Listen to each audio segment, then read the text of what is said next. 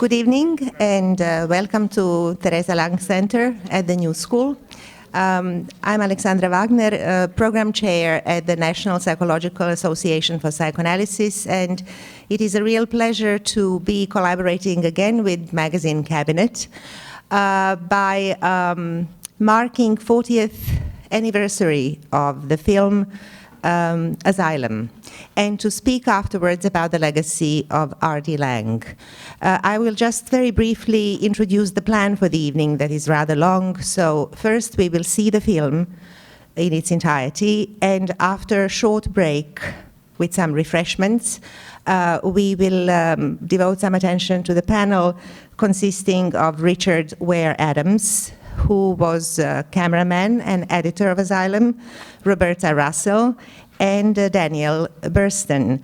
I would like to say that this particular screening is courtesy of Kino Lorber, and we want to thank them. And I would also like to bring to your attention that our colleagues from Mobile Libris, to my right and to your left, have a number of copies of authors who are panelists tonight, as well as some books of R.D. Laing and the copy of Asylum. So enjoy the screening, and we will reconvene with conversation at about 8:10. I would like to invite us all to continue thinking and talking about R.D. Laing, having seen the Asylum film that was directed by Peter Robinson in 1972. The rest of our evening we imagined as a series of contributions and different views on R.D. Laing and his legacy. And maybe best would be to start by hearing from Richard Ware Adams, who was a cinematographer in this project of Asylum and who also recorded a document that we will see part of, and that is R.D. Laing's 1972 US college tour. So I would invite Dick to tell you a few things about his work on these films, but also he is very willing and interested to hear your questions, your responses to the film that we just saw. And for that purpose, please note the microphone on the side, because we would like to have a record of this exchange. Dick? Well, thank you all for coming, and I always feel I have to thank Peter Robinson for taking me along. I've always been a bit of a square, and when Peter showed me some dark, grainy, black and white footage that had been taken in Kingsley Hall, the original commune, that this was an offshoot of, it looked pretty countercultural, and I couldn't help thinking that I was really too square to be the cameraman. And I'd see these, I'd run into cameramen with beards who'd shot Woodstock and thought that they're much more better suited people to do this. But the thing that persuaded me not to be so nervous about it was that in preparation for this, I was reading The Divide Itself, and halfway through the reading of it, I had a dream one night that R.D. Laing was coming into my bedroom. And that's when I decided I have a right to go and shoot this. And I'm not really accustomed to sort of getting up and talking about the film. What I'm more used to is getting up to answer questions about it, if you have any. And I'd love to answer a few questions, but I don't want to take up too much time from our honored guests, who are much more expert on Laing than I am. So, anybody wondering about anybody in the film, or? Did you use any lighting? Yes, it was crude, but we, in each of 2 or 3 frequently used rooms, we had 2 or 3 500-watt bulbs mounted more or less permanently. And since it was a very chilly March, more or less, I think everybody welcomed the warmth that came from those lights. Go ahead.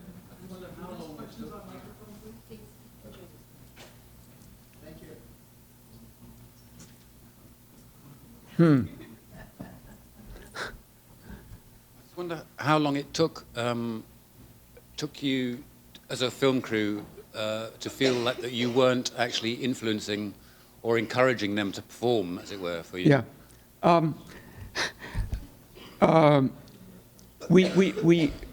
We didn't do what some people do, which is to spend weeks and weeks living with the people that they're going to film. Somehow that didn't seem feasible. But we'd already filmed some interviews with Laing. And so he gave Peter Robinson permission to see if he could do a film about the community. And so we went to the community for a day and hung out there. And I remember wondering how we were ever going to make a film because nothing happened. There was nobody around and there was just nothing happening. I mean, I felt that way for the first week. But on that first day, in the evening, we filmed because we wanted them to see what it would be like. Now, they had turned a couple of television crews away earlier, whom they just didn't feel comfortable with. But we filmed a meeting downstairs. I don't know that any of that got into the film, but then we filmed a smaller gathering with R.D. Laing in somebody's bedroom, and that scene appears in this movie. And at the end of in the evening, as we were leaving, they said, we like you. We think we'd like to have you move in. I think they put it to a vote, and we didn't maybe get the final go-ahead for another day or two. But then we went back to the States because we had just come over to catch Laing before he went to India to meditate for a year. So we did an interview for this movie at that time. And so then by the time we came back, they at least had agreed to let us move in. There were a couple of people who weren't sure they wanted to be filmed, but they changed their mind after a while. And on the whole, I think they got bored, as most people do in a situation like this. They get bored trying to figure out when I'm filming and when I'm not filming. And there's one person who I'm convinced was putting us on, the tall, lanky guy with long black hair and the sort of long face. He does all sorts of comic moves, and I think he's obviously pulling our leg and doing it to kind of look like a crazy person. He has since explained to me that he wasn't trying to pull our leg or anything. In fact, he said he was trying to help us make the film. But the beautiful thing is, I got an email from a university town in England saying, I have a friend who thinks he's in asylum, and we're trying to find how we can get asylum. And I wrote back and said that I can send them a copy. But I was curious, and it only took one more email for me to realize that Francis, that tall guy, was this friend. And next thing I knew, I got an email from him, which I'd really like to read to you, but it's a good thing I don't have it on me. I may read it later, because I get very emotional. He wrote the most eloquent paragraph about what that experience meant to him. But now he's living, not having had a psychotic episode for 12 or 15 years. He's taking some kind of medication, and he goes to a group of some kind. And he took part in the Q&A when we showed the film in Glasgow. I don't remember which year it was, but it would have been Lang's 80th birthday. And so Francis was almost disappointingly sane and looked like a kind of conservative British gentleman, except he still had that broad-brimmed hat. And I think of him as a kind of living example of the fact that both personal therapy and medication can be helpful if the right balance is found between them. So, what else? There are tons of anecdotes. One or two may spontaneously pop up during this discussion, and maybe we should just move on to the glimpse of R.D. Laing. When we finished Asylum, R.D. Laing, I think it's okay to just come out and say he had to make some money. He was in a jam. And a tour of the United States college campuses was organized. And he was at the height of his celebrity, especially in America. His professional reputation had been sliding in the UK, but he'd reached all the big magazines in America, and American students all read The Politics of Experience and The Divided Self. And when he came, it was like the Rolling Stones or something. And Peter wanted nothing more than to shoot that tour, and it all happened so fast, and Asylum had barely gotten off the ground, and he sank his money into getting the tour shot, and I had the pleasure of going along on that. But that film has never been turned into a film because Peter had all sorts of problems at that time, and but now he's donated that footage to the Laing Archive in Glasgow, and it's being digitized to high definition, and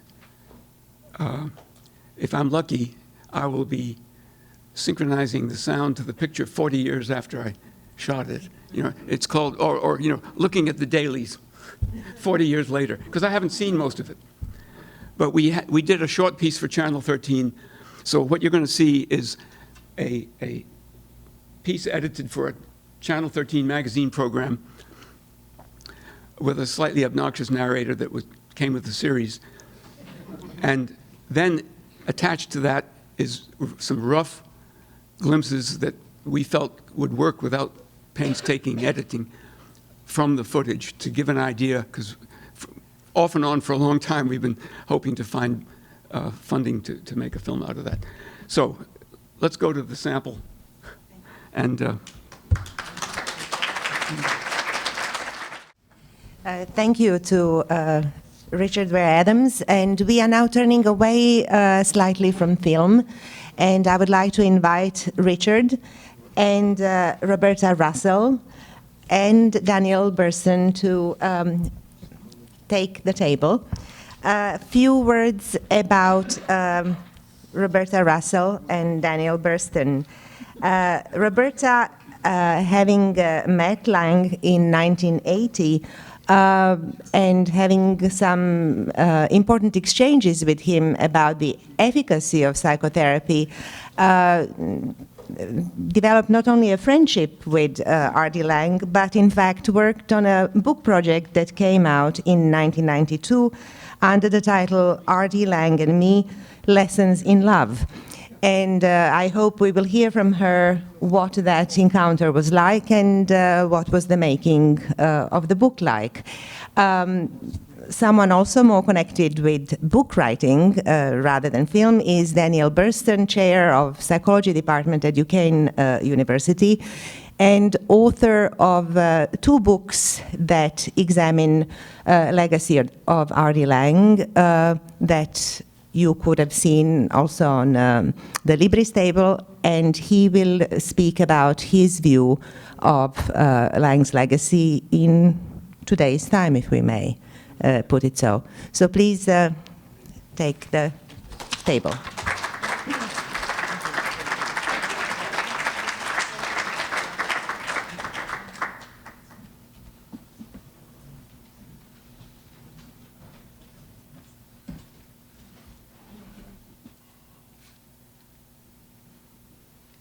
Here, yes.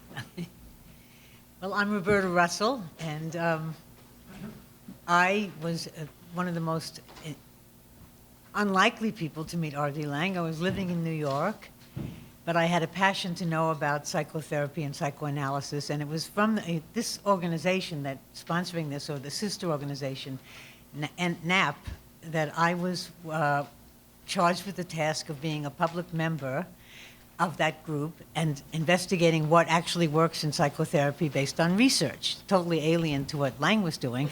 And what I came to after about a year was to give a report that went all over the country. At that time, there was no internet. We were connected by phone. And the report found that research shows that it's not the technique, it's not how much you pay, it's not how many times you go, it's the alliance, that the patient's perception of the alliance that has to do with the good outcome of the so-called cure. And I got on a speaking tour, very unlikely, because I was a businesswoman, even though I had been trained in psychotherapy and in graduate school. It wasn't my career, but it was my passion to know.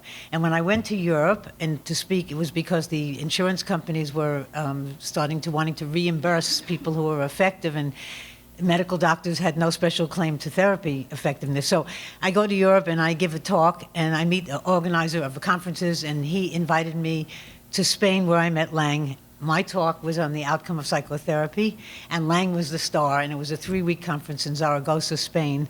And I had read his books. I was so excited to meet him. I mean, I think that video that we just saw was absolutely captures the essence of Laing. I think if there's more material to be had, it certainly should get out there, because that was his high point, and you really did a fabulous job. I think it's just amazing what you caught. And I wanted to know this man. And he was at the conference. He didn't pay much attention to me, and people were taking drugs, and I was watching him all the time. And then one day, they were sending some conference organizers home because they had done something that was not in accord with the rules of the game. And he was charged with the task of expulsing them. And he was very eloquent, and he was a wonderful mover of people. He had tremendous charisma. He had a whole coterie of people around him, and the leader of the conference, which was Knut Flubhaut, a man who just died, had allowed him to bring everyone. You couldn't tell who was a patient and who was a doctor. Everybody was milling around. I was transported by the whole thing. He played the piano just like you saw, and all of a sudden, tears dripped down my face when I was watching these people being expelled. And he didn't say anything to me. 2 days later, he walks over to me and he said, "Roberta, when you cry for others, you're crying for yourself." I said, "Oh my God, he's watching me." I couldn't believe it. But he didn't bother with me much. I went home after a couple of weeks, and the talk I was giving was popular. It was done in APA format, American Psychological Association. It was very well documented, and they were using it as a polemic document to further their cause. So that's why it was on a crest of a wave. I couldn't believe it. And they had an Italian translator, and Laing was there. Now here's this man who hasn't even spoken much to me except these few words. I'm sitting in this Italian pensione in Rome, and he walks in, the light behind him, and he grabs a hold of me, and he hugs me, and he holds real tight, and he didn't let go. I mean, I couldn't believe it. I could hardly breathe. You know, I was single then, and I thought he was the most magnificent creature. You know, he was so sensitive. I kept reading everything. And he had a wife then, but they had a kind of an open thing because she was having an affair, and apparently there was a vacancy in his life. And so he starts to, he calls on me in my room, and I should join him in Utah and come around with them, and they take me to the Living Theater Group. And he was famous. People were all over wanting to be with him, and he kept calling on me. I couldn't believe it. You know, I just felt so lucky. And I was also doing a workshop in Rome called Self-Marketing, where I would take people. I was a businesswoman, and I was on the board also of a businesswoman's organization, New York businesswoman's organization, and I was the chair of education. And I had devised this workshop where it's called self-marketing, where people would figure out what made them happiest, and they take a survey of what they did for others in the world, and what they gave out was sort of market research and stuff, and then they would come up with a project. And Laing wanted money, and he wanted to market himself, so he was fascinated with that. So he said, he said, if you're ever in England, come and visit us, and so on. So one day, I got a call from Knut, and they said Laing was very depressed, suicidal. I'm in New York now. It's months later. And I had this fantasy of saving powerful men. I always had wanted to be an analyst, and I said, what could I do for him? What could I do? He needed money, and so I got up the courage, and I called him. I think it was July 4th. I called him. This was 1980. And I said, Ronnie, that's what all his friends called him. if you want to make more money, I have a great idea for you. Why don't you write a how-to book? He had, by the way, written a blurb for my book. This turned into a book. It was called Report on Effective Psychotherapy, Legislative Testimony. And it got out there, and his blurb was helpful, and I got others too, and he opened doors for me. And I was very grateful. And he said, Roberta, come to England and do it with me. Well, I couldn't believe it, but I wasn't a writer like him, and I wasn't famous. Come to England, I'll put you up. We have a few days, we'll try it out. If it doesn't work, you have to take yourself home. You'll have to be stoical. So I was so excited. He said, just like he said in the movie, I have to clear a space for you. He used that term a lot. It took him a while to clear a space. He put me up in the house of Francis Huxley in his neighborhood. And I met with him every day. We had a microphone and we had conversations. And my thought was that if you pair off with another person and you form an alliance, after all, making a therapeutic alliance is not the exclusive province of therapists. It happens in real life. But what if you followed certain rules that made an alliance more likely? You were very honest. If you lied, you went back and told the truth. You picked somebody who you could really empathize with, and you maybe had a thing to do together that would bind you, and our thing was going to be the book, and our relationship was going to unfold, and we were going to document it. And as it unfolded, if we got our goals, that would be a therapeutic alliance, and we'd be an example of a good result. I'm not going to tell you the whole story because I'm already going on too long, but what happened was I thought he drank too much, and he couldn't write a bestseller because he was not up to par. And he said he always drank.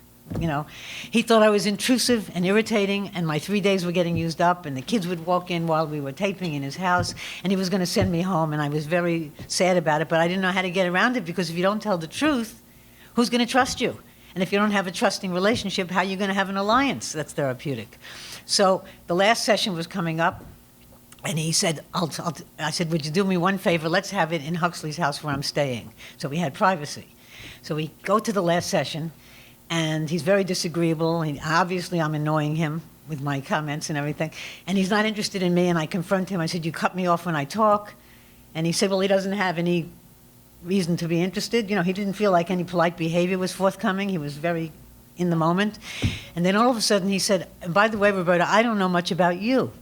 So I said, well, I'd be happy to tell you anytime. I mean, I was dying to tell him about me. I had a very convoluted story. I had made 22 steps of how to win love because my whole family, my brother, father, mother, and had died in a period of 7 years, and I was divorced, and I was really trying to use what I had learned in both sales and the psychotherapy to get a surrogate family.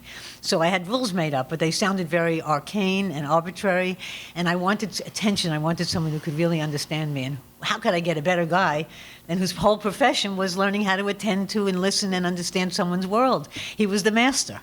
And so all of a sudden, I launch into my story. He lays down in front of the fireplace, closes his eyes, and he's listening. And nobody ever let me go on that long in my whole life.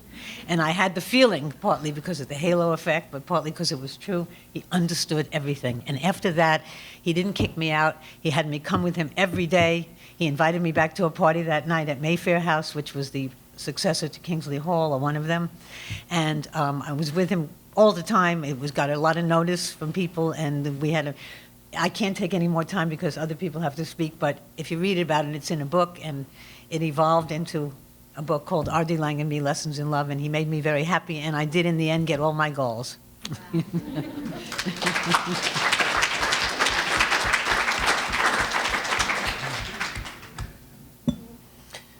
Well, I wasn't fortunate to know R.D. Laing as intimately as Roberta. In fact, I never met him, to tell you the truth. I almost met him towards the end of my education in psychology, but he died for various reasons. We weren't able to meet up in Vancouver as initially planned, and he died a few months later. Shortly before his death, however, Laing and I exchanged, we had a fairly extensive correspondence for a brief period of time. He read my doctoral dissertation, which I was thrilled he did, and read some papers I'd written. And he was very keen for me to come and write a monograph, put together a monograph for a scientific publication on his place in Scottish psychoanalytic psychiatry. That never came to pass, because he died, and I couldn't interview him. But what I did in the following years was with what little money I could scrape together at the time from the Social Science and Humanities Research Council of Canada, I went to England, to Scotland. I interviewed various members of his family. I interviewed Dr. Redler, whom you saw in the film, and other members of the Philadelphia Association. I also interviewed some of his former patients and colleagues back in Scotland and in England. So I got I thought a fairly good idea of him, and published 2 books, one called The Wing of Madness, The Life and Work of R.D. Laing, another one called The Crucible of Experience, R.D. Laing and the Crisis of Psychotherapy. My presentation today is a fairly academic one. I am, after all, an academic. It's called Self, Others, and Anti-Psychiatry. In a book called Psychiatry and Anti-Psychiatry, published in 1967, South African psychiatrist David Cooper coined the term anti-psychiatry to describe an approach to the remediation of severe mental disorder developed by the Glaswegian psychiatrist R.D. Laing. Glaswegian means from Glasgow. From 1964 to 1983, Laing led a group of dissident psychiatrists and psychotherapists in London who called themselves the Philadelphia Association, whose founding members included David Cooper, Laing, another Glaswegian psychiatrist by the name of Aaron Esterson, and also Leon Redler, whom you saw in the film, Joseph Burke, Morton Schatzman, and Clancy Siegel, all of whom were Americans. There was a substantial group of Americans in this, in the original group, in the core of the PA. The Philadelphia Association, or the PA, were committed to developing humane alternatives to involuntary psychiatric hospitalization. And they were convinced that mainstream psychiatry is not genuinely impartial or scientific. In fact, they said that psychiatry has many unquestioned assumptions and biases, including the claim that the discourse of patients diagnosed with schizophrenia is meaningless, unintelligible, irrelevant to context, or just the product of brain dysfunction, or what we nowadays call a chemical imbalance, most of which, people thought in those days, is the result of hereditary defects of one sort or another. Now, anti-psychiatrists readily acknowledge that delusions and hallucinations reflect a very disturbed and disturbing state of mind, that they can be profoundly disruptive to the lives of all concerned. But by their reckoning, madness is never meaningless, nor is it simply an anomaly that afflicts people with severe neuropathology. The anti-psychiatrists claimed, on the contrary, that we are all potentially mad, that madness is the way out chosen by people who are enmeshed in complex social situations or family systems that they do not understand, cannot tolerate, and are powerless to change, what Laing called the checkmate situation. And this regardless of their neurological integrity or the lack of it. That's what drives people crazy. Instead of helping patients, said Laing, the psychiatry's bias towards biological reductionism and coercive interventions prompts the practitioners of psychiatry to ignore patients' social contexts, robbing their symptoms, their behavior, their utterances of their social intelligibility. That was a term he used often in his work. As a result, said Laing, psychiatrists tend to invalidate rather than to address the patient's often as yet inarticulate experience of their own particular and tormenting situations, with the result that no meaningful or authentic dialogue actually takes place between the psychiatrist and the patient, and no genuine therapeutic rapport can be established. Now, who benefits in such circumstances? Often it's not the patient, said Laing, but the patient's family.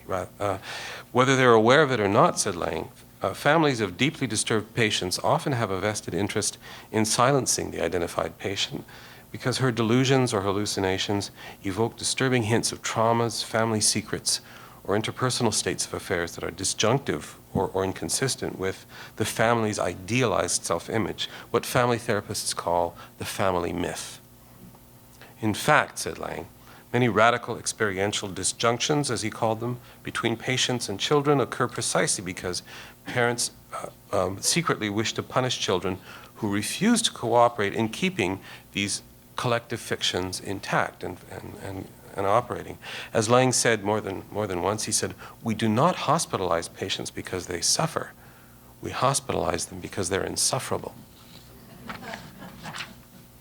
So, from Laing's perspective, from the anti-psychiatric perspective of, say, the 1970s, when this film we just saw was made, mental health workers are faced with a very stark choice. Either assist patients in unraveling the complex interpersonal stratagems or knots that bind them in misery and confusion, or keep things under control through coercive treatments like drugs and electroshock that normalize the patient's experience and behavior somewhat, but without ever enabling them to experience or express themselves authentically, without addressing the underlying familial and interpersonal issues, and ironically enough, at considerable cost to their neurological integrity, which is supposedly the root of the problem. Their brains don't work, right? They're not working right. So let's give them these drugs which are going to make their brains work even worse than before. Anyway, in addition to deviating from Kraepelinian or medical model psychiatry, the anti-psychiatric approach differed from the standard psychoanalytic account of psychosis, which sought to make, and still seeks to make, psychotic symptoms intelligible in light of the patient's unconscious conflicts and or developmental arrest. I hasten to add, and you saw yourself from the film, that in practice, and especially in one-on-one psychotherapy, anti-psychiatrists did not deny the usefulness of these ideas or techniques, and made use of them quite liberally. You saw Leon Redler making a variety of psychoanalytic interpretations in his interventions with David. But Laing and Associates were extremely wary of psychoanalytic ego psychology or any approach that defines mental health as a state of adaptation to our current cultural surroundings. Laing believed that the system we inhabit, the social system we inhabit, is extremely alienated and alienating, and above all, extremely irrational. Bland, conflict-free adjustment to prevailing circumstances is not to be confused with mental health, which requires realism, authenticity, and courage. By Laing's account, society itself is so disordered that normality in our present circumstances is more akin to a deficiency disease than it is to robust mental health. And therapists should never promote adjustment or adaptation for their own sake. In addition to questioning ego psychology, Laing had a running quarrel with the predominantly Kleinian focus on unconscious fantasy in the treatment of psychosis, because he said it can become another form of mystification, a term I'll explain presently. Another way of rendering the patient's lived experience opaque to him or herself.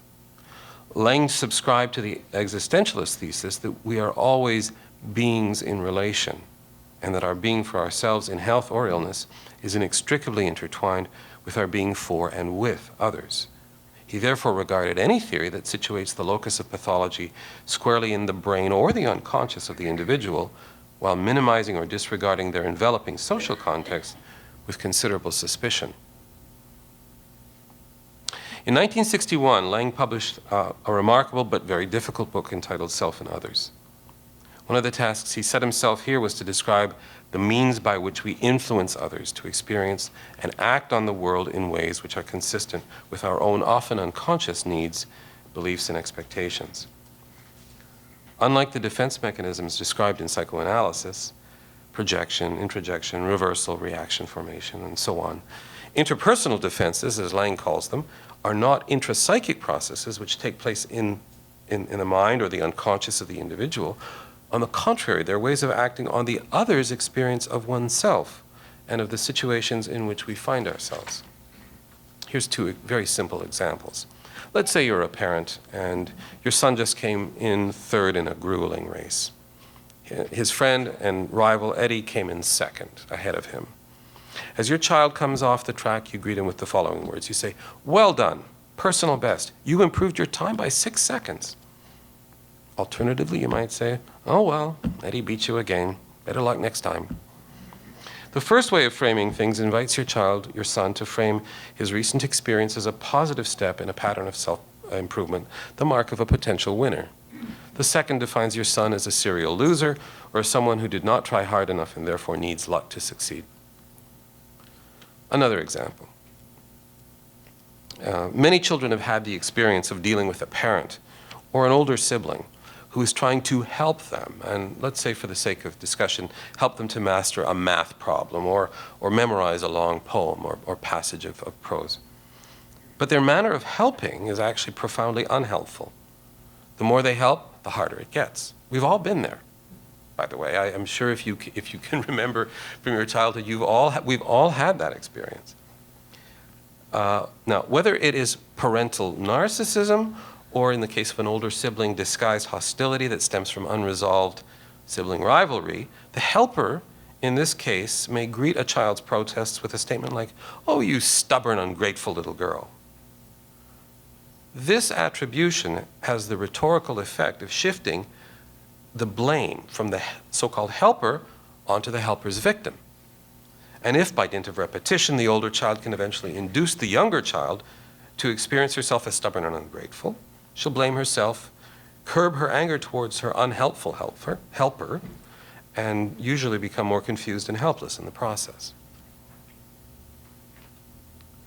Very often, said Laing, our efforts to influence how others experience and interpret the world are not even expressed in so many words, but in what Gregory Bateson called meta-communications. Meta-communications are frequently, not always, but frequently nonverbal cues of one sort or another, messages that are not stated clearly but can be inferred from context, and are often at variance with what the person says in so many words. For example, you walk into a room and encounter someone who's visibly upset. He doesn't notice you walk in because he's looking intently at a piece of paper, frowning. You say, "Hey, are you okay?" And he looks up startled and says, "Yes, I'm fine." But he says it with a totally flat expression, or perhaps a phony smile, or perhaps an angry flash in his eyes. In any case, the person's nonverbal expression is at variance with his actual utterance.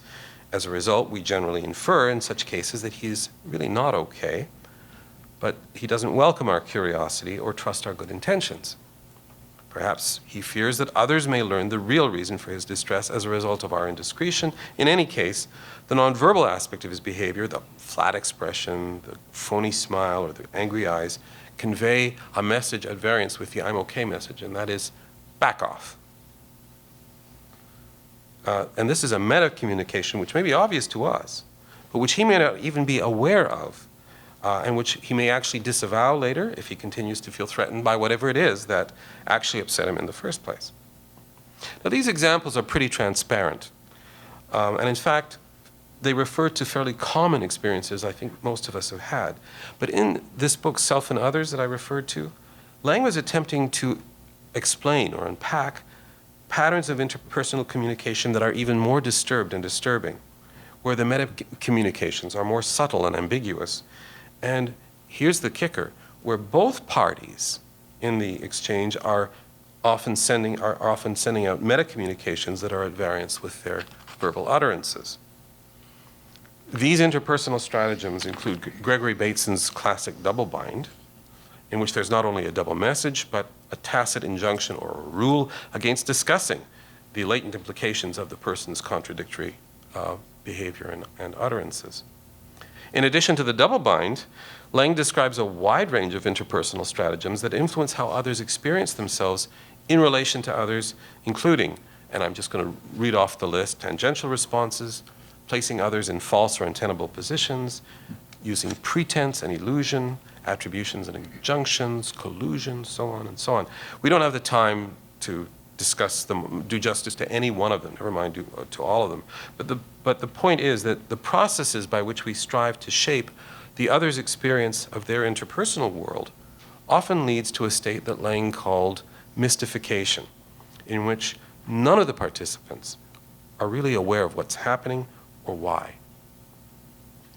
To illustrate the phenomenon that Laing was addressing, I'm going to use a completely hypothetical illustration. Try and imagine a person who's hypnotized and while still under hypnosis is given a post-hypnotic command that when they awake, they will hypnotize several other people and give them the command that when they awake, they will hypnotize several other people, and so on and so on. So in short, you have a situation, a hypothetical one, but one in which you have people hypnotizing other people without actually knowing why or how precisely. Now, the difference between this kind of a situation and straightforward deception or lying is that virtually everyone in this scenario is, number one, in the dark, and number two, on some level, complicit in creating or sustaining the state of affairs whereby they are in the dark. According to Laing, this sort of thing is actually very common in human groups, including but not limited to families.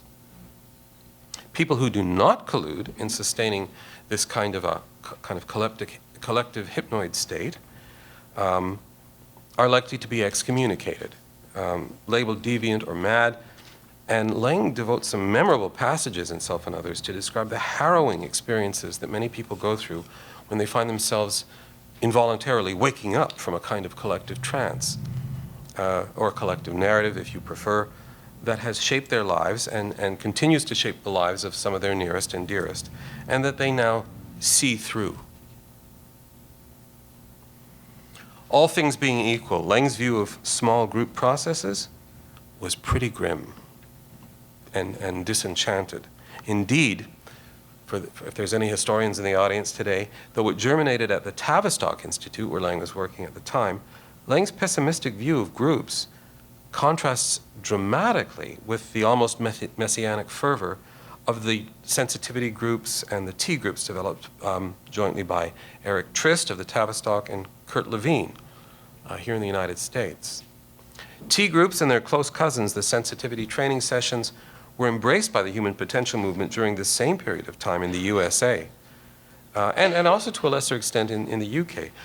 And it's fortunate, and I might add, extremely odd, that Laing's skepticism about small groups didn't prevent him from creating these therapeutic communities for deeply disturbed and disturbing people under the auspices of the Philadelphia Association. And this is an aspect of his work that's never actually been thought about or discussed.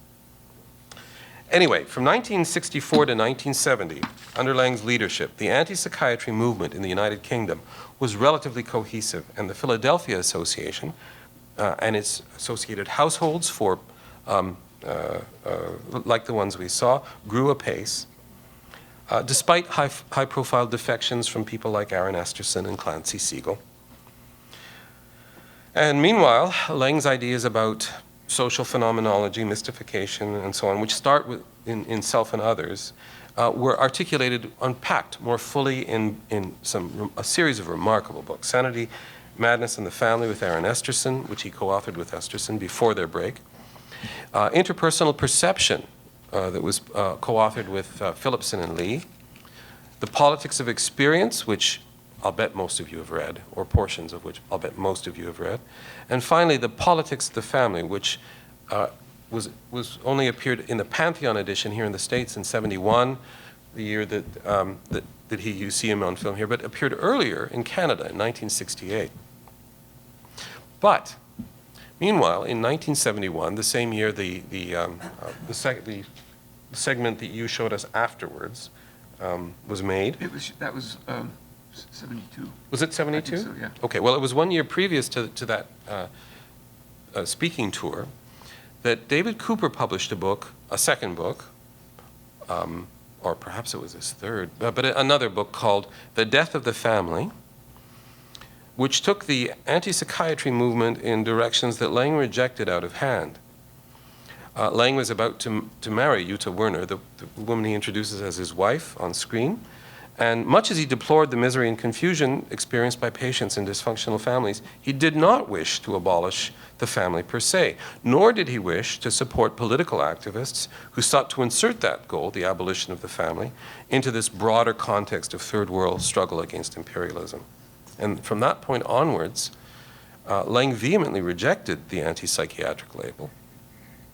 At the same time, as this was going on, as Cooper was leaving and Laing was rejecting the anti-psychiatric label, the Philadelphia Association was not so much falling apart, but many of its founding members were leaving and drifting away, developing their own groups, very much modeled on Laing's groups, writing books of their own, and achieving their own measure of fame and or notoriety. But the fact that Laing rejected the anti-psychiatry label did not prevent others from applying it to him, and increasingly to a growing number of theorists who had little or no personal connection with Laing. Chief among these was Thomas Szasz, an avowed right-wing radical and libertarian whose work is included in the anti-psychiatric canon by the experts because it's quite critical of coercive practices in mainstream psychiatry. But Szasz detests anti-psychiatry and makes no effort to hide that fact. On the contrary, his most recent book is called Anti-Psychiatry, Quackery Squared. And it rehearses all his old and increasingly tired complaints about R.D. Laing and his associates in London 4 decades ago.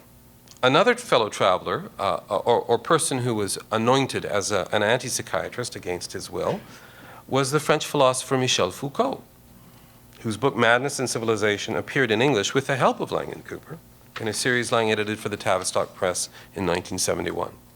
Foucault was as critical of psychiatry as Laing was, often for similar reasons, but he sedulously shunned comparisons with British and American thinkers, had little or no interest in American perspectives on madness and deviance. In terms of continental thought, by the time Madness and Civilization appeared, Foucault had publicly repudiated existentialism, phenomenology, psychoanalysis, and so on, embracing a new post-structuralist epistemology that, as far as he was concerned, as far as Foucault was concerned, completely nullified or superseded all these earlier schools of thought to which Laing was still very much attached. A fourth individual to whom the psychiatric label is often applied is the famous Italian psychiatric reformer Franco Basaglia. Basaglia prefers the term, or rather preferred the term, democratic psychiatry to anti-psychiatry. And so we are left with a very curious situation, folks, one in which the majority of theorists that we call anti-psychiatrists actually disavow the label for one reason or another. Laing, Szasz, Foucault, Basaglia. The only one left standing is Cooper, who coined the term in the first place. Now, the first person to appreciate the intriguing oddity of this situation was Peter Sedgwick, a Marxist sociologist in the United Kingdom who was very sympathetic to Laing initially, but was increasingly critical of his work as the 70s wore on. Sedgwick's book, Psychopolitics, published in 1982, I regard as a little classic. Although it's outdated, although it's dated, it's a classic of its kind. It makes the point that for all their real or apparent similarities, the differences between Szasz, Laing, and Foucault probably outweigh their similarities, not just in their own minds, but in ways that have profound implications for social policy and the political economy of mental health delivery. Nevertheless, with few exceptions, the vast majority of psychiatrists today regard the differences between Szasz, Laing, and Foucault as utterly inconsequential. It's as if they didn't exist. Psychiatrists still use the term anti-psychiatry, but they do so in a hostile, indiscriminate fashion to demonize or dismiss anyone whom they believe has mischaracterized or unjustly attacked their profession. They harp on the movement's worst polemical excesses, of which there were a few, and dismiss the creative and constructive elements that it contained, the astonishing new insights it afforded, treating anti-psychiatry as a uniformly destructive, or at the very least thoroughly misguided, social movement. Finally, with the help of Big Pharma, in the late 1970s, psychiatry unleashed a once powerful social movement which, for the sake of argument, for the sake of discussion, we'll simply call anti-psychiatry. If you don't believe me, just Google it. You'll find lots of entries on anti-psychiatry. The backlash against psychiatry that germinated in the late 70s and 80s, which flourished in the 90s, was funded by lavish grants from pharmaceutical firms. It was staffed by laymen and psychiatrists who used the internet, parental support groups, and advocacy workshops of one sort and another to educate the public about the real, that is to say, the neurological causes of severe mental illness, and the inestimable benefits of early and continuous drug treatment, thereby drowning out the anti-psychiatric critique, which they dismissed as baseless, unscientific, and potentially harmful. Though it engaged the attention and energy of many anxious and devoted parents, many of whom had no place else to turn, the skeptical take on these various organizations, I won't name names, but I'm sure many of you know them by name, the skeptical take is that they were not folksy grassroots movements, as many participants imagined, but canny marketing strategies orchestrated by and for the pharmaceutical companies, who gained a vast new cohort of unpaid or poorly paid lobbyists to press their elected representatives for more money for mainstream psychiatric research and treatment. Seen in this light, the apparent beneficence of the pharmaceutical companies and their concern for the families of mental patients takes on a completely different complexion. After all, it was obscenely profitable for them. Though their numbers and influence have dwindled in recent years, organizations like these are still a force to be reckoned with in the mental health field today, on both sides of the Atlantic, despite recent revelations about fraud, corruption, and conflict of interest in psychiatry.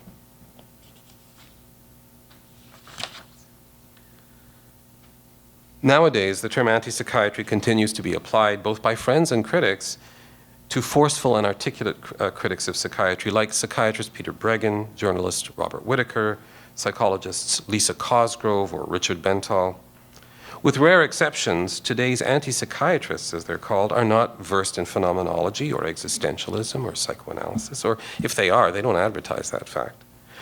Nor, with rare exceptions, do they call the concept of normality or adjustment into question, nor do they probe deeply into disordered communication among family members and mental patients. Instead, they call attention to the dangerous side effects of virtually all big pharma medications, and the increasingly transparent collusion between psychiatry and big pharma.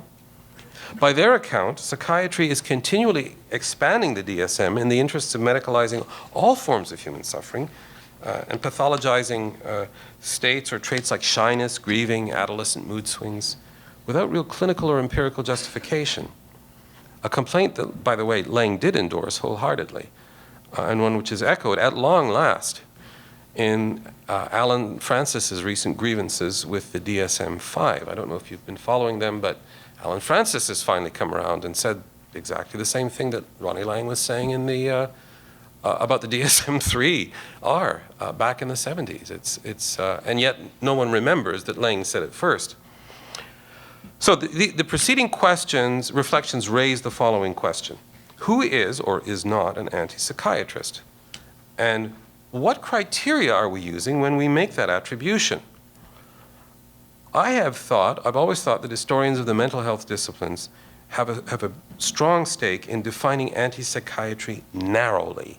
That is to say, in terms of the ideas and activities of Laing, Cooper, and their associates in the 60s. And then, with some caveats, extend it to the PA and its immediate affiliates and offshoots in the 70s, full stop. This narrow definition would invite, indeed obligate scholars to furnish readers with more judicious reflection on the differences between the anti-psychiatrists, Laing and associates, in the 60s and 70s, and those who preceded them, like Thomas Szasz, who was published The Myth of Mental Illness in 1960. Pardon? 61. Contemporaries of Laing, who, like Foucault and Basaglia, who didn't want to be called anti-psychiatrists, and those who came afterwards, like Peter Breggin and Richard Bentall and folks like that. The tendency to sweep them all into one inclusive category, anti-psychiatry, which is incredible, it's very commonplace, actually completely blurs these distinctions and is really more useful for polemical purposes than it is for discerning historical analysis. Despite its convoluted history, and I am winding up for those of you who are losing patience, thank you for hanging in with me. Despite its convoluted history, the term anti-psychiatry has grown legs, as they say, and has taken on a life of its own. As a result, people use the term anti-psychiatry as if the term had a meaning that was self-evident, when it's actually quite moot, and as if the traits that presumably unite theorists of this persuasion outweigh the issues that divide them, which is demonstrably untrue. I always urge people not to collude with the psychiatric profession and its attempts to confuse anti-psychiatry with what is still referred in some circles as democratic psychiatry, and more recently, another variant, critical psychiatry, and thereby disparage or silence thoughtful critics in their own midst. Rightly or wrongly, the term anti-psychiatry implies that the theory and practice of mainstream psychiatry are radically unsound. Terms like democratic or critical psychiatry imply that the psychiatric enterprise can and should survive a thorough critique, that the potential good that psychiatry can do probably outweighs the palpable harm that it's already done to many patients. Whereas the term anti-psychiatry reflects what, for lack of a better word, you might call a revolutionary sensibility, the terms democratic and critical psychiatry reflect the sensibilities of reformers, of psychiatry's loyal opposition who want to humanize and redeem their profession rather than consign it to the dustbin of history. Thank you.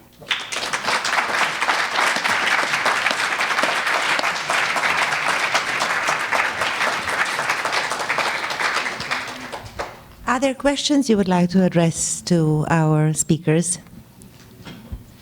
Would you come and use the mic? I want to thank you all. This was a real high, at least for me. Beautiful film, beautiful talks and discussions here. I think the thing that was hitting me, that's why I was actually gasped, because I was actually thinking of Thomas Saz when you were talking, and I said, oh, I can't wait to ask about Thomas Saz. I was surprised at the nuanced differences here. One of the things I'm thinking about in the anti-psychiatry. Hang on a sec. Would you mind going to the microphone and addressing your question from the microphone? Otherwise, it won't be recorded. Thank you.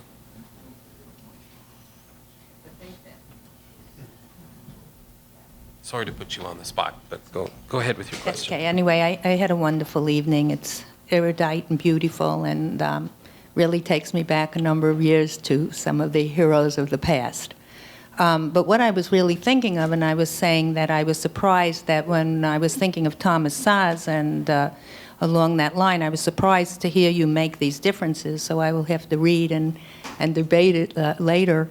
But what I was thinking of is at that time, 50s, 60s, you really had, and I'm a family systems and I'm very into culture and family systems, that at that time of Laing, you also had all these Gregory Bateson, you had Don Jackson, you had a tremendous wave of people looking at systems. And they were looking at the constructions of family systems, which is what you're talking about, but really also it became beyond the family system into cultural constructions. So I'm thinking of maybe Thomas Saz, I was thinking of Laing, I was thinking of it beyond the family, because you were doing a beautiful job of talking about family dysfunction and the use of the person as a systemic telltale, so to speak. But I'm also thinking of it in terms of the culture. And these people were really moving beyond and talking about, and I was thinking of Foucault, talking about constructions and what they are within a society, the society's myths and ideologies. So that's where I was at. And I'm thinking of today's world of psychiatry just as today's culture, which is another maybe discussion, is quite different. I mean, those were almost civil rights, things were changing. We were in a much more aware, I think, pushing through the system at that time. And now, I'm not sure what's going on, and I hear you talking about a much narrower version of protest, a much narrower version of constructing difference in the neurologic. That's just my sense of it. I may be wrong. I wouldn't call it narrow. I would call it, all right. I wouldn't call it narrow so much as focused. I think what today's critics of psychiatry have learned from the past is that you can't simply go after the concept of normalcy or adaptation or against or dwell on family dysfunction and expect psychiatry to change. You have to expose the very real and very obvious abuses that occur within psychiatry, fraud and conflict of interest, corruption. Back in 2008, there was a whole series of headlines in the New York Times about Senator Charles Grassley, who was the ranking Republican in the Finance Committee, who brought to light conflict of interest issues and corruption issues involving the chair-elect of the American Psychiatric Association, Schatzberg, Biederman, that fellow at fellow at Harvard who invented this notion of pediatric bipolar disorder, which is BS in my humble opinion. And a fellow called Nemerov, who's another big fish in the psychiatric pond, all of whom had been taking money without acknowledging it, all of whom were making big money on speakers' fees, all of whom owned shares in the companies whose drugs they were, quotes, researching. And this sort of thing, and so the folk, and of course it also carries over into the DSM. These people are also involved in the planning and the development of the DSM. And it's, you know, if you're paying the slightest bit of attention and you have, you know, a semi-coherent notion of conflict of interest, this stuff isn't kosher. You know, you can't rely on this. You can't take it seriously. So the current crop of people who are called anti-psychiatrists aren't interested in a lot of the old issues, but their issues, the issues they're addressing, promise to hopefully maybe bring about some useful change. I'm not saying that we shouldn't revisit the older anti-psychiatric thinking. I think it's very important. But what happened to them? They didn't really succeed or catch on, and the anti-psychiatry movement did for a long time. It sort of almost wiped them out. Murray. Yeah. So thanks for your talk. I found a very interesting, good summary of a lot of the work. I was involved in the houses in London. I spent some time in that house and several of the other houses. And I knew Leon Redler very well. I still know him. And spoke to him a few days ago to tell him about this film being shown. And he offered to speak to anybody who's interested in furthering that kind of work, to meet with them here in New York or in London, if they want to do that. But in terms of your analysis, I think in terms of anti-psychiatry, Laing himself sort of disavowed that term back in the 70s, and he actually used to get quite angry as we're talking about it, saying, I'm not an anti-psychiatrist. The people of anti-psychiatry means care of the soul, and the people of anti-psychiatrists are the people who are shocking people and giving them electric shocks and drugs and all the rest of that stuff that he was against.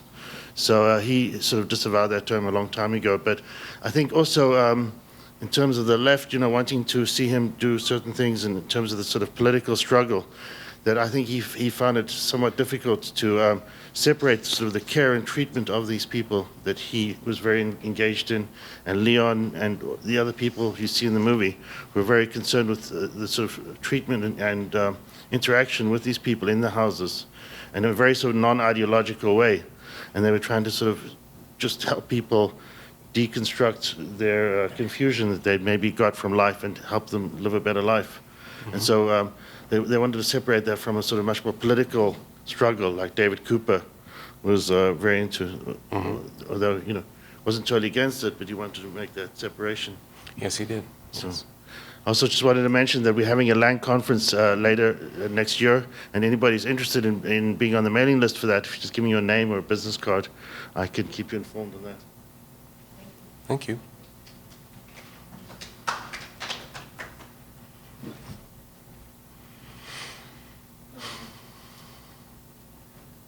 Well, thank you. I'm somehow wanting to get back to R.D. Laing rather than, this very ramified and interesting overview you gave of anti-psychiatry.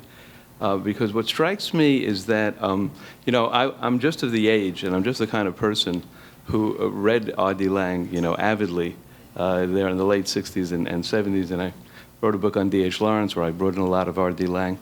And what I'm thinking is that actually the connection to Foucault seems to me rather wrong-headed.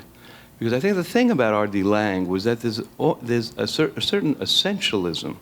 I want to know if you agree with this. I think there's a certain essentialism, and I think the pluperfect moment in the films was when he was talking at a certain point about joy.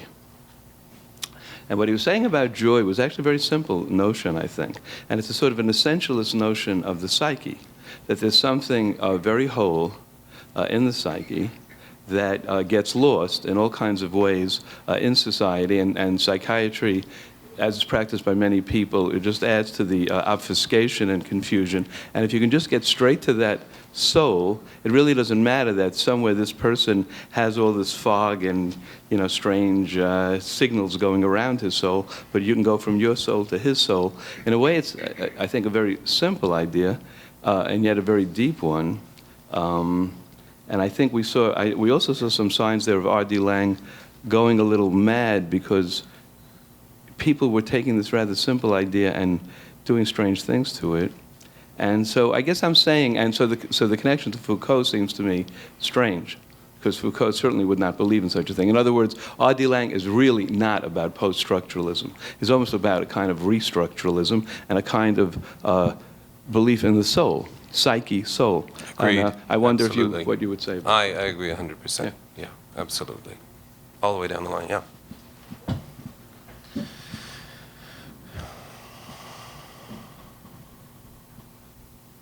Oh, just by way of response to your question, one thing to remember is that Laing did admire Foucault, thought very highly of him and his work, nevertheless, and according to reliable reports, wept at the news of his death. You know, and when he was informed of David Cooper's death, he was just, David Cooper also predeceased him. He was totally impassive. So, many years ago, Laing came to the William Allison White Institute, and he did a workshop. And he was talking away theory this and this and that. And I remember saying, hey, hold on. Could you talk about a real person? And could you give some examples of how you work? And this is the example that he gave, and I never forgot it. He was asked to work with a young boy who couldn't speak. He had stopped speaking. And they took this boy everywhere. This psychiatrist, that psychiatrist, so nothing happened. So they bring him to Laing. The boy comes into the room, and he plops himself down in the middle of the room. And what does Laing do? He plops himself down in the middle of the room. Then he raises his hands like this, and the boy touches him like that. And for 1 hour, they move around like that. 1 whole hour. Then the session is over, Laing leaves, and the boy starts speaking. yes, there are stories like that. There are quite a few stories of that sort. Svi, do you want to go to the microphone? Be kind. I'm always kind. I'm milk of human kindness by the quart in every vein. All right. I also enjoy this evening, but I want to trace a somewhat different history of anti-psychiatry. Mm-hmm. And it's not a criticism. Ah. It's a historic amplification. All right. It was not invented by Cooper. Oh. The term anti-psychiatry was used in 1912 by a German psychiatrist from Munich who created the term then in 1912. What was his name, Svi? Bayer, Bernhard Bayer, who is quoted in my book on Schreber. All right. By the way, my middle name is Schreber. My middle name, Zvi Schreber Lotan, which means that I'm completely identified with Schreber. The reason why this term was coined then was because there was a big scandal in Germany about how psychiatrists were mistreating inmates. And Schreber, in that book, was mentioned as an anti-psychiatrist because he was also deemed to be critical of psychiatry. Now, Schreber, as you may know, was not a hater of psychiatry. He was a critic of psychiatry because he was imprisoned against his will for close to 9 years in his terrible asylum in Sonnenstein in Saxony. So I've been publishing about Schreber since 1989, and my latest paper published in the Journal of the organization of which you're a member, Alexandra, NPAP, is called The Lessons of Professor of Psychiatry Schreber to Psychiatrists and Psychoanalysts. And this is also a fact. It was Freud himself who writes to Jung at one point, Schreber should be nominated as professor of psychiatry, because he understood how psychiatry worked, and he said, you're cruel and inhuman, and you keep people imprisoned.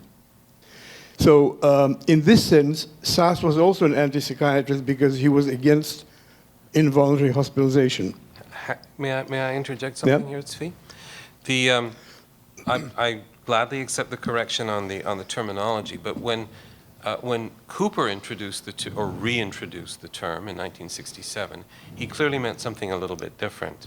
That's what I'm saying. Yeah. Yes, he was using the term to advocate for the total overthrow or dismantling of psychiatry.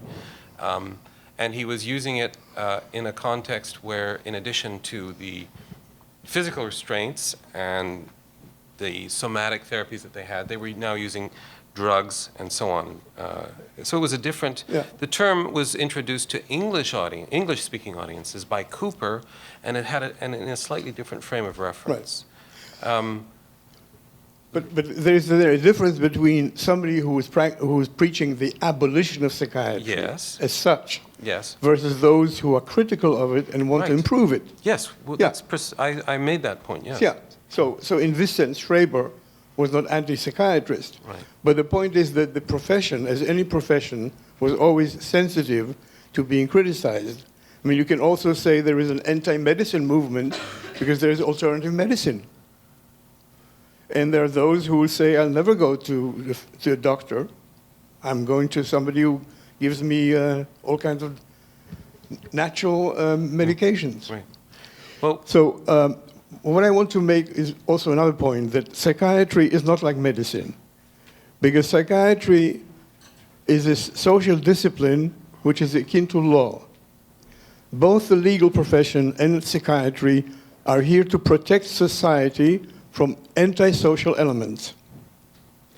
And what you saw here in the movie as well, and I think the title of it as Asylum is ambiguous, because asylum in English means on the one hand a lunatic asylum, and on the other hand a place of refuge where you run away from something dangerous and you find an asylum in terms of a protective environment.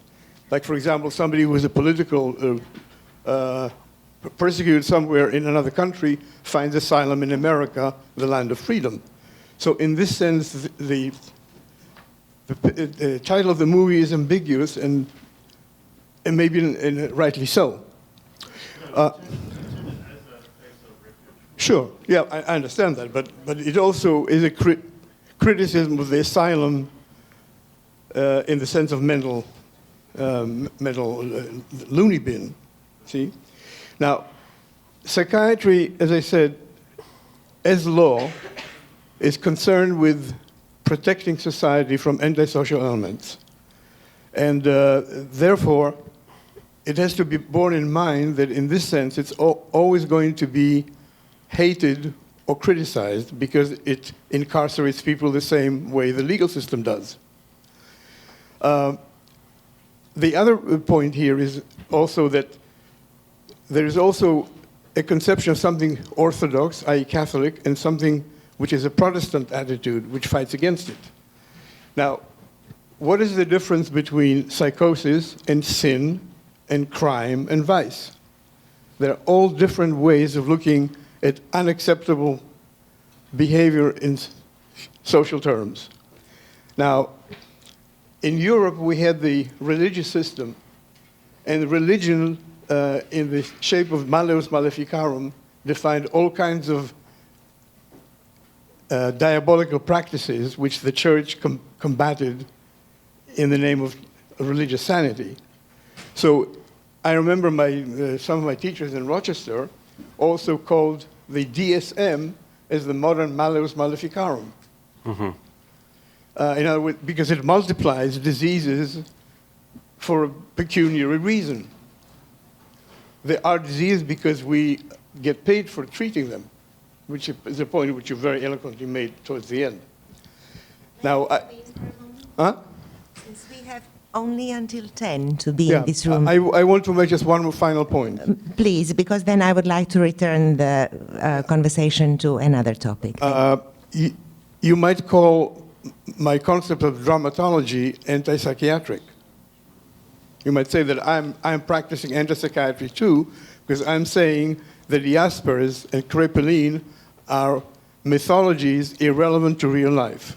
That in real life there is only drama and interaction in all three areas: in real life, in disorder, and in therapy. These are all dramatic encounters, and I think what the film really showed is that in that context, diagnoses and symptoms and all these other definitions were irrelevant. Only the drama of this communal life. Thank you, Tzvi. I'm going to turn, Alexandra, do you want to if I may ask a question of Richard Ware Adams, what would it take to actually make the film of Lang's US tour? Well, a lot of How much money and what else? I don't have a dollar figure, but you're very kind to raise the question. And I'm not even going to make a guess, because a film like that could be finished for, it could be a wide range, from the more modest to the more elaborate. But what I'd like to say in answer to the question is that we're, I would say, almost halfway there, because thanks to, I want to just slip in here that although Peter couldn't be here, his older sister came, and his son, Kenneth, who happens to be my godson. And so Kenneth and I are now a bit, slowly but surely working towards realizing this 40-year-old dream of finishing that tour film. And we're almost, I would say, financially speaking, we're probably at least halfway there, because Kenneth gave that material to the Lang Archive, which raised its own money to get it digitally preserved to high definition, which is pretty terrific. So, and I have an anecdote, very short, which is a perfect way to wrap up the evening, because it relates to all of this.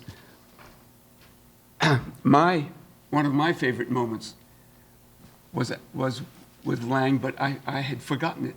I don't even remember it. But Kenneth has been getting the audio tapes from Scotland of the sound that we took during that tour, 40 hours of sound. And Kenneth called me up one day to say that he heard a wonderful thing on the tape, which was a moment where I was apparently sitting opposite R.D. Lang with my camera at some point during the tour, some quiet moment. And apparently Lang was puffing on a joint. And I may or may not have actually been running the camera, but Kenneth could hear on the soundtrack Lang saying to me, "You probably shouldn't be filming me right now, should you?" And I'm very proud of myself. I'm rather surprised to be reminded of it, that what I said to him was, by the time we finish the film, it'll be legal.